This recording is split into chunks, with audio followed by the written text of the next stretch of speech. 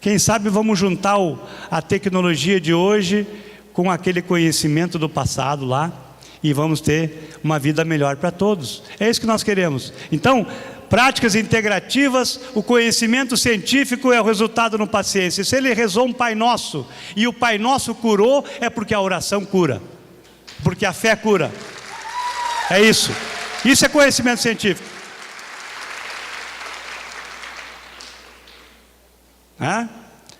Meu amigo Fabian Laszlo, você está com a palavra agora. Vamos falar sobre cheirinho bom. Sobre cheiro.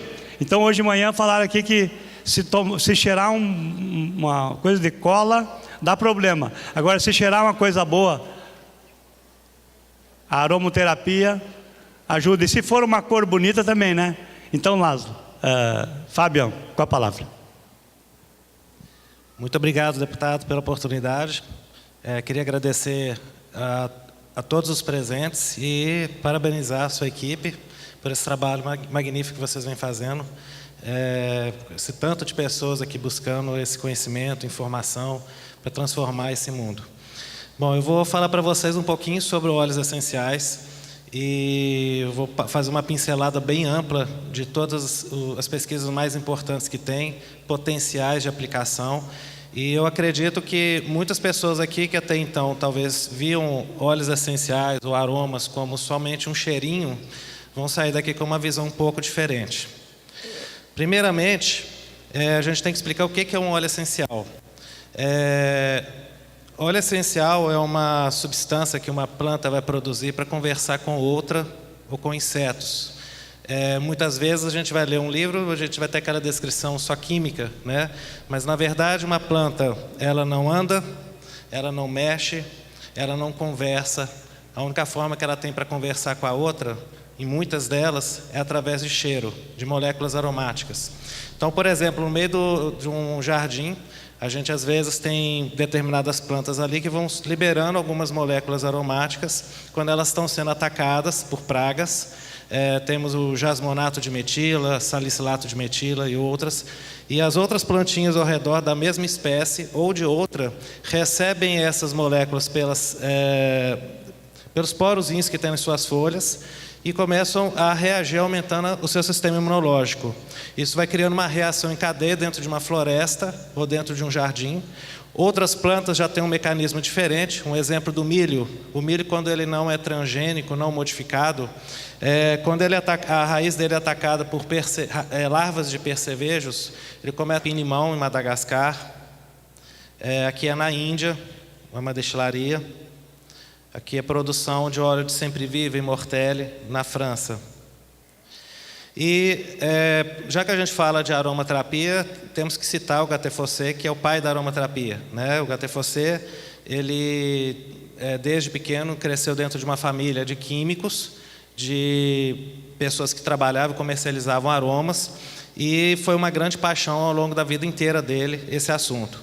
Ocorreu que em um determinado momento da vida, o filho dele, quando nasceu, ele estava fazendo lá uma destilação, experiência no laboratório, explodiu o frasco, queimou os braços dele.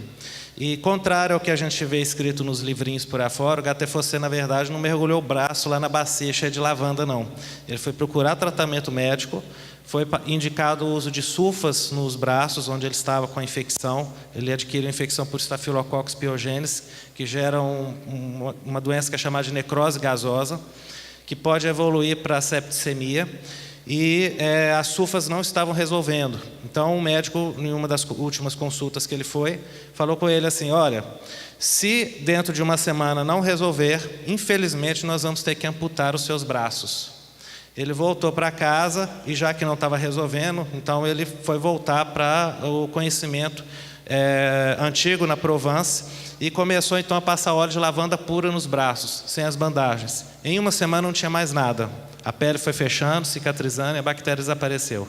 E aí, com isso, ele dedicou a vida inteira dele a esse estudo e lançou em 1939, 1940, o livro Aromaterapia, que foi o primeiro livro que surgiu no mundo sobre o assunto e que trouxe essa terminologia também.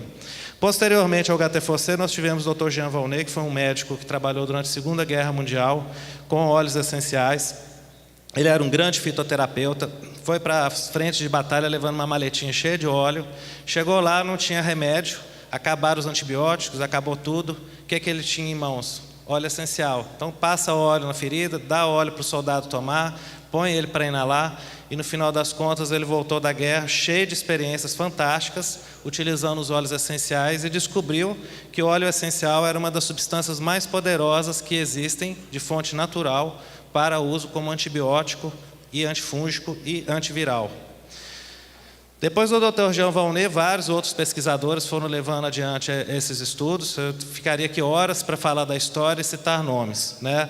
Então, indo um pouquinho mais adiante, nós temos hoje dois termos que são os termos mais usuais dentro da área, que é a palavra aromatologia e a palavra aromaterapia. A aromatologia, como o próprio nome diz, logia, significa o estudo dos aromas. É uma ciência que estuda os óleos essenciais, os aromas, em todas as suas potencialidades de aplicação. Isso vai incluir desde o seu uso veterinário, agrícola, medicinal, uso cosmético e assim vai. A aromaterapia é uma parte, um ramo da aromatologia, que é aquela área que trabalha e que estuda a aplicação dos óleos essenciais no tratamento de saúde, ou seja, aquela parte ligada ao estudo médico, ao estudo do curar do ser humano, ou até mesmo de animais e de outros seres.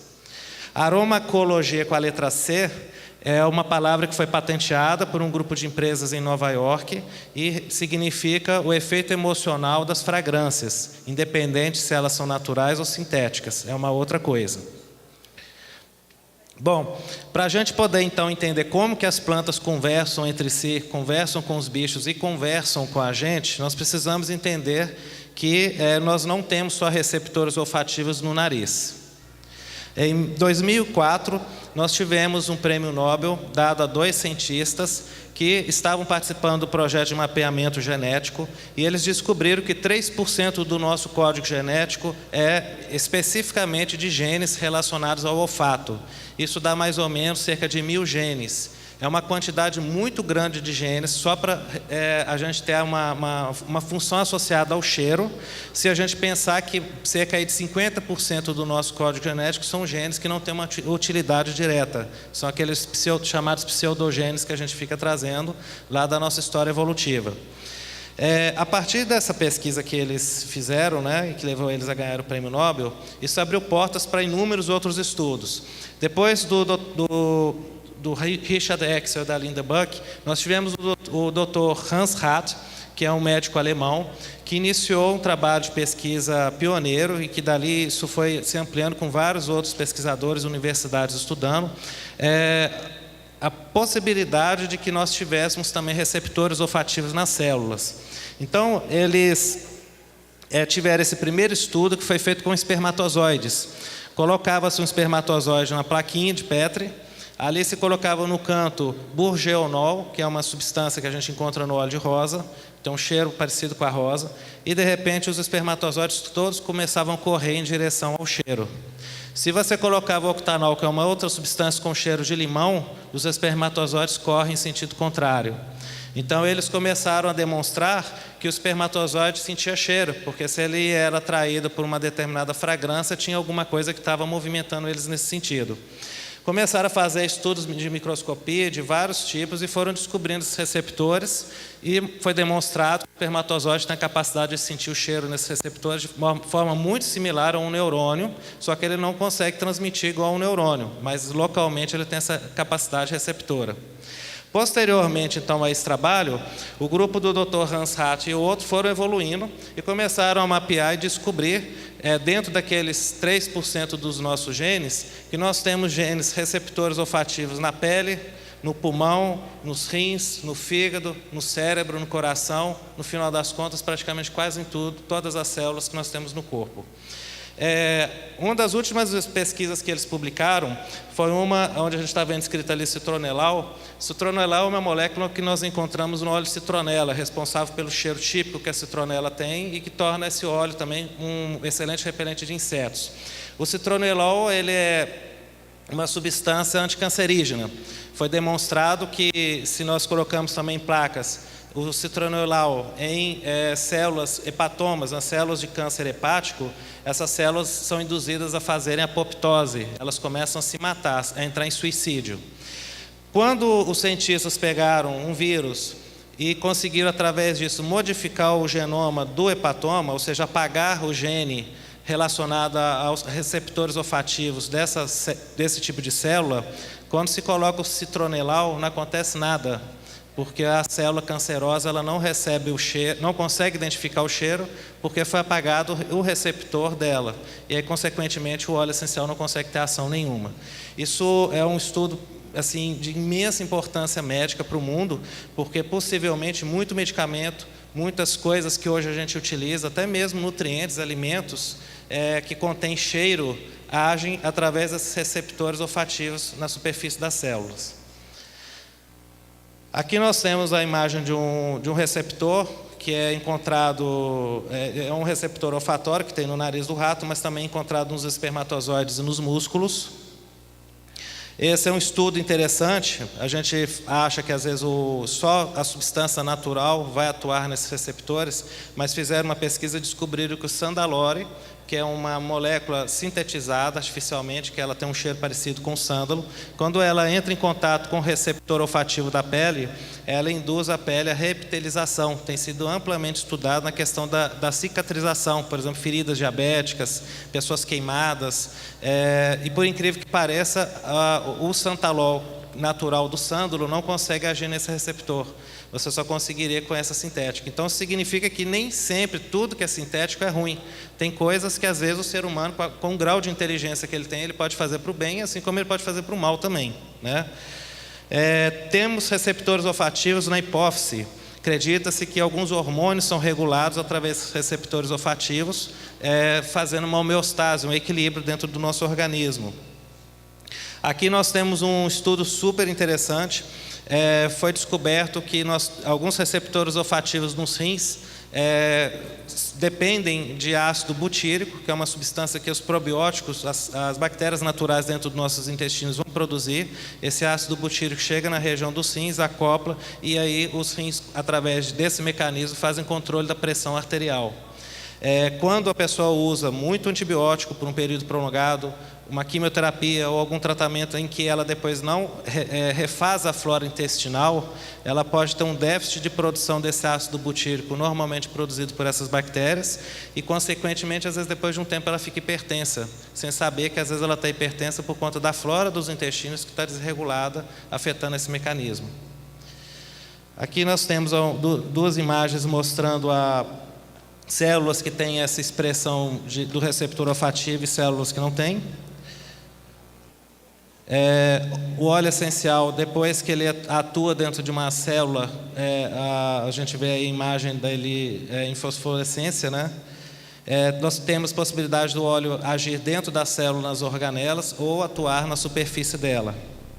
Quando o óleo vai atuar na superfície da célula, ele vai chegar nesse receptor, que eu havia comentado, vai mandar uma mensagem para dentro do núcleo da célula, e aí nós vamos começar a ter algumas coisas muito interessantes que vamos ver agora acontecendo, né? Acho que todo mundo aqui já ouviu falar sobre epigenética. Epigenética é o quê? Bom, nós nascemos com um código genético fixo que é imutável. Ele não vai mudar ao longo da nossa vida. Mas, sob certas condições, por exemplo, se eu estou muito feliz, muito alegre, cheio de amor para dar para o mundo, eu de repente começo, com esses sentimentos bons, a ativar genes que são correspondentes à saúde, ao aumento do sistema imunológico, entre outras coisas. Por outro lado, se eu entro num estado negativo de raiva, pessimismo, de só pensar coisas ruins, altamente agressivo, eu vou também manipular genes que vão começar a expressar baixa imunológica, fatores de desequilíbrio, entre outras coisas. Então, no caso dos óleos essenciais, vou ter que dar uma corridinha aqui para a gente poder ter tempo. Esse estudo aqui, ele mostra para nós que, como eu falei, tem as emoções, mas nós temos alimentos, vitaminas e uma série de coisas. Os óleos essenciais também vão atuar na parte dos genes. Esse estudo mostrou que o óleo essencial da lavanda consegue atuar em 834 genes. A grande maioria deles são genes relacionados ao estresse. Esse outro, o próximo, é um estudo que foi feito com o aroma do café torrado. Normalmente o café torrado a gente sempre pensa que o café seria altamente estimulante, que você tomando à noite você pode ter um efeito de aumento de estresse por ficar muito tempo sem dormir. E o estudo mostrou que ele atua em 17 genes relacionados à ação anti-estresse, ou seja, o cheiro do café cria um equilíbrio na cafeína que acabaria hiperestimulando, e o café fazendo o óleo essencial dele fazendo um efeito equilibrador. Temos um estudo feito com óleos essenciais nos telômeros. O que é um telômero? É uma capinha que tem no final dos cromossomos relacionado ao nosso tempo de vida. Nós nascemos com um telômero grande, à medida que os anos vão passando, os telômeros vão encurtando. Quanto mais velho nós estamos, mais curtinho o telômero fica. Quando o telômero está muito curto, a célula começa a ter dificuldade de se dividir direito, e a gente pode ter certas doenças, principalmente degenerativas, surgindo. Temos um trabalho feito com diversos óleos essenciais que demonstrou que alguns deles têm capacidade de prevenir o encurtamento do telômero e prolongar o tempo de vida, inclusive prevenindo doenças degenerativas graves. Os 3 óleos mais eficientes nesse estudo foi o cravo da Índia, o alecrim quimiotipsiniol e o manjericão. Temos aqui uma proteína que é chamada de NRF2, que é produzida no núcleo das nossas células. E essa proteína ela tem a única função de ativar nosso mecanismo de regeneração celular. Quando nós utilizamos um tratamento com aromaterapia, ela vai atuar no receptor da célula, mandando uma mensagem lá para dentro, onde a célula vai liberar esse NRF2, e esse NRF2 ele vai começar a estimular a célula a produzir enzimas de reparação, por exemplo, a glutationa, catalase, superóxido dismutase, que são enzimas antioxidantes muito poderosas. Esse mecanismo ele acontece constantemente no nosso corpo, quando a gente tem radicais livres atuando no processo de danificação celular. E quando nós temos um câncer, uma célula cancerígena, ela produz isso em grande quantidade. É um mecanismo dela para conseguir ter imortalidade. Nós temos um trabalho aqui que foi feito com óleo essencial de coentro, que demonstrou que o linalol teve uma ação sobre células cancerosas mais eficiente do que o quimioterápico ciclofosfamida. E o que foi interessante é que, enquanto a ciclofosfamida bloqueia a produção dessa proteína do NRF2 para a regeneração das células, tanto em célula boa quanto em célula ruim, o óleo essencial teve uma especificidade de somente bloquear na célula cancerígena. Na célula saudável, esse mecanismo de bloqueio não acontece. Então, temos alguns trabalhos, como a gente vai ver daqui a pouquinho, com óleo essencial de laranja, feito em grupos de pacientes com câncer, onde se viu que as pessoas em câncer terminal, elas conseguiram ter o tempo de vida delas prolongado, e em alguns casos, diminuição do tamanho dos tumores também. Os óleos essenciais são muito especiais também para serem utilizados com relação à questão de aumento da imunidade. A gente utiliza muito como um elemento preventivo também nas práticas integrativas. Aqui, por exemplo, nós temos um estudo mostrando que a palma rosa, que é rica em geraniol, foi um dos óleos mais potentes para aumentar a produção de anticorpos. E o cravo, que tem o eugenol, e o estragol do óleo de estragão, foram importantes para aumentar a contagem de glóbulos brancos. Copaíba, que é um óleo essencial que a gente tem aqui no Brasil, 2.000 anos de uso por parte dos índios. Temos um estudo demonstrando que a copaíba foi 2 vezes mais potente na mesma dosagem do que o diclofenaco de sódio como anti-inflamatório. É amplamente usado para reumatismo, artrite, uma infinidade de coisas. A osteoporose, nós temos aqui um trabalho feito com alfa-pineno, que é uma molécula encontrada no óleo de pinheiro silvestre, inclusive feito pela Universidade de Coimbra, que foi demonstrado que ele não só diminui a perda de massa óssea, mas inibe a colagenase, a elastase e algumas enzimas que promovem a degradação das cartilagens. Então, a utilização, por exemplo, de um óleo de pinheiro silvestre em quem está com uma osteoartrite, uma artrite, principalmente na fase inicial, você consegue evitar ou travar uma evolução para um quadro mais grave. Temos aqui um medicamento, que é o Silexan, que é feito baseado em óleo essencial de lavanda. Foi tão eficaz quanto o lorazepam, que é um ansiolítico. No Brasil, nós tivemos esse estudo feito com pacientes com leucemia. Óleo essencial de laranja foi mais eficiente que o diazepam para reduzir a ansiedade desses pacientes. Temos um estudo feito com óleo essencial de alecrim através de inalação, demonstrando que o óleo aumenta a produção de ondas beta na região do cérebro relacionada ao estudo e à concentração, confirmando que o óleo essencial de alecrim realmente funciona para estudantes. Temos aqui um estudo sobre a ação do óleo de olíbano na espiritualidade. Dentro do nosso cérebro nós temos um tipo de receptor que é chamado TRPV3, que é um receptor para quente e frio. É aquela sensaçãozinha que a gente tem quando chega perto de uma lareira ou de um forno num dia de muito frio e dá aquele calorzinho aconchegante. A gente tem essa percepção dentro do nosso cérebro quando nós inalamos o óleo de olíbano.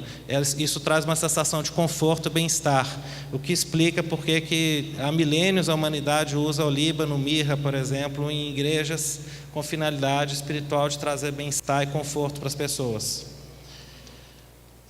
Hortelã foi testado com paracetamol e foi tão eficiente quanto o paracetamol para alívio de dores de cabeça com uso local em situações de dores de cabeça por tensão nervosa.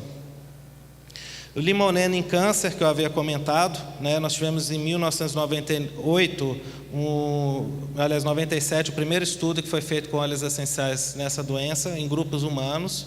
E foi demonstrado uma alta eficiência no processo de tratamento, e uma das grandes vantagens é que diminui severamente os efeitos negativos da quimioterapia, como enjoos, mal-estar, vontade de vomitar, entre outros. Temos aqui óleos essenciais para rinite alérgica. Você pode observar de um lado e do outro como que as células inflamatórias diminuem. É altamente eficiente. Isso aqui foi usado o óleo de Ravensara, Niauli e limão. Ação anti-infecciosa, tem até uma parte aqui que eu coloquei que eu acho super legal de comentar. As pessoas falam que a óleo essencial não tem estudo científico. Se a gente escrever as palavras-chave Essential Oil e antibiótico no PubMed, que é a Biblioteca Nacional Médica dos Estados Unidos, nós temos mais de 13 mil artigos científicos publicados. A palavra Essential Oil Antifungic, também mais de 13 mil artigos publicados. Essential Oil Antiviral, mais de 5 mil artigos publicados. Então, realmente, para quem quer estudar, existem pesquisas, não tem para quem, de repente, está fugindo delas, temos aqui estudo mostrando que óleos essenciais são agentes antivirais altamente eficientes para combate da gripe. Por exemplo, a canela, a bergamota, conseguiram eliminar 100% do vírus da gripe a nível aéreo, quando utilizado num local onde poderia haver uma transmissão, por exemplo, no hospital, numa sala, num quarto, dentro da própria residência, para as outras pessoas não pegarem a doença.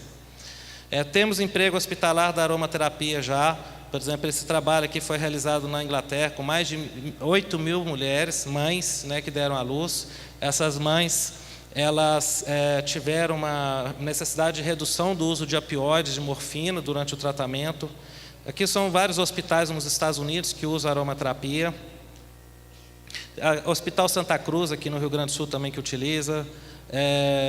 Hospital em São Paulo também utilizando. Tem o Sofia Feldman em Belo Horizonte, que está passando por dificuldades, quase para fechar, que também utiliza. Eu ia falar um pouquinho de aromapuntura, o tempo não vai permitir, mas era com relação aos óleos essenciais conseguirem penetrar em canais meridianos, que já tem alguns estudos demonstrando que o meridiano existe um campo eletromagnético ao longo da fáscia, e que se você injetar um isótopo radioativo, ele faz esse trajeto perfeitamente, como a gente vê ali. E o óleo essencial, quando a gente utiliza com a agulha ou localmente, ele vai entrar naquele canalzinho ali, vai percorrer, nutrindo e estimulando os órgãos e glândulas associadas, E aqui são livros que falam sobre um pouco desse assunto. Para concluir, nós somos um grupo de empresas, na verdade a Lázaro é a minha empresa que nasceu. Hoje nós temos uma escola, que é o IBRA, Instituto Brasileiro de Aromatologia, que ensina esse conhecimento. Temos uma editora de livros. Essa editora tem trazido a maior parte dos livros de óleos essenciais já publicados no mundo. A gente está com cerca de uns 30 livros em tradução para lançar nos próximos 3 anos. Então, essa informação que aqui no Brasil tem muito pouco, ela vai vir de agora para frente com muita força. Temos um congresso que a gente organiza, que vai ter no final desse ano, em Belo Horizonte, 23 a 25 de novembro. onde a gente traz palestrantes do exterior, escritores de livros famosos e cientistas para poder debater o assunto. Esse foi o último congresso. E eu queria finalizar fazendo um agradecimento ao deputado Cherini.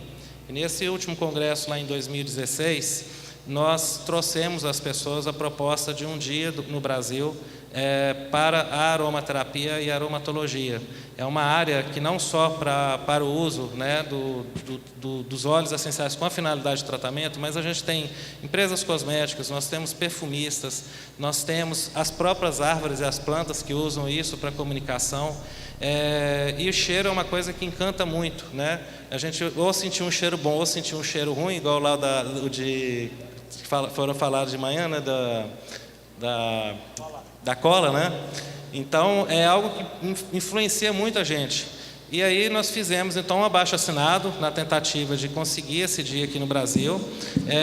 O dia escolhido foi dia 19 de dezembro, que foi a data de nascimento de Gaté Fossé, que foi o criador dessa palavra aromaterapia e da técnica. Enviamos para o deputado e a sua equipe e nós já conseguimos, né? Esse dia já foi aprovado. Então, possivelmente até o final do ano nós vamos ter, dia 19 de dezembro, vamos estar comemorando essa data. Então, muito obrigado por essa possibilidade. Eu queria dar um presente para o deputado, em agradecimento a esse. Tem uns cheirinhos, tem livro, tem umas coisas aí para...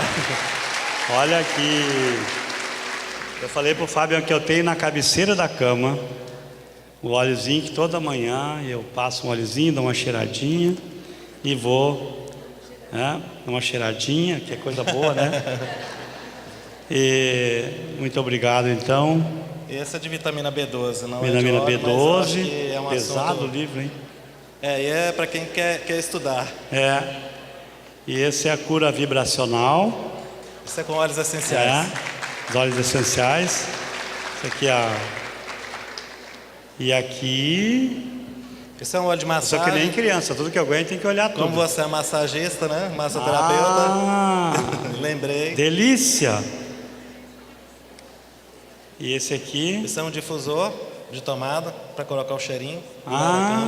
Aí pode deixar na tomada ali cheirando. Não precisa, não é para matar pernilongo. Esse é um cosmético para sua esposa. É um sérum, tem vários óleos essenciais. Mas se quiser usar também pode. Esse aqui é para... Ele tem 17 óleos essenciais aí, Immortelle, rosa, jasmim, e ele tem também coenzima Q10 e outros ativos para regeneração da pele. Legal, Fábio, muito obrigado.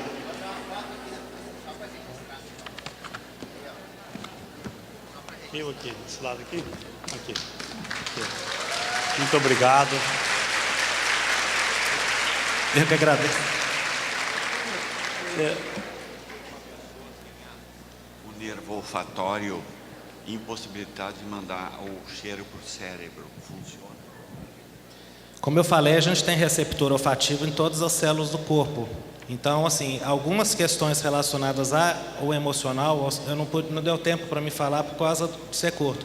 Mas o nosso sistema límbico dentro do cérebro, que está relacionado às emoções, fica um pouco atrapalhado, porque a gente precisa sentir o cheiro aqui para afetar dentro do cérebro. Mas as outras questões questões físicas, endócrinas, fisiológicas, todas elas funcionam independente se você sente cheiro ou não.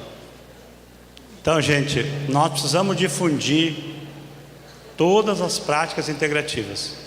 E a aromaterapia, você sabe a importância que tem, né? Quando passa alguém com um cheirinho bom, né?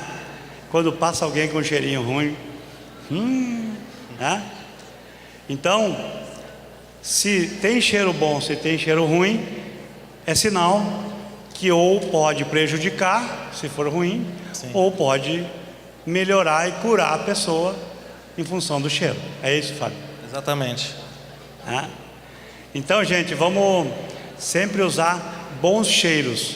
Eu fiquei preocupado hoje de manhã aqui com o negócio do pasta de dente, shampoo. Vamos ter que ver agora o que dá para o cara usar, porque realmente eu acho que tem tudo a ver, né? Tem tudo a ver. Os produtos que são utilizados para fabricar. E muitas vezes as fábricas não estão preocupadas se a pessoa vai ter saúde com aquilo, estão preocupadas em vender alguma coisa para ganhar dinheiro. Que não é o caso aqui da Laszlo, que trabalha com terapias e aromaterapia. Gente, muito obrigado.